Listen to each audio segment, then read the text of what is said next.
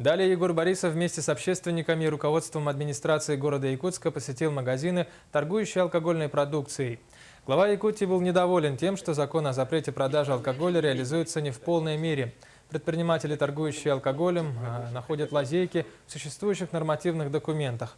Кроме того, торговые организации не придерживаются установленных норм по площади, не соблюдаются нормативы, по которым алкогольные магазины должны находиться на определенном расстоянии от детских образовательных учреждений. У вас вот в одном первом этаже несколько магазинов. Зачем? Да. Это вы же даете. Вот в одном пятачке 7 магазинов. Это вы же даете. У нас же нету такое ограничение, если у них. Ну ограничивайте, а почему? Кто запрещает ограничивать? Вот 1 квадратный километр возьмите, один магазин поставьте.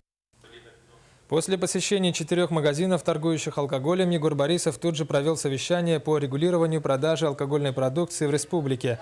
В итоге глава Якутии обозначил круг участников подготовки изменений в закон о реализации алкогольной продукции. В частности, активное участие должна принимать общественность.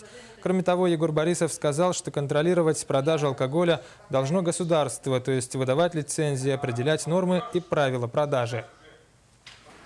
Все-таки закон был представлен немножко в другом виде, в котором некоторые моменты, которые сегодня были сказаны, они были учтены. Но они при принятии, они со стороны депутатов, учитывая лоббирование бизнеса, они многие вопросы сняли.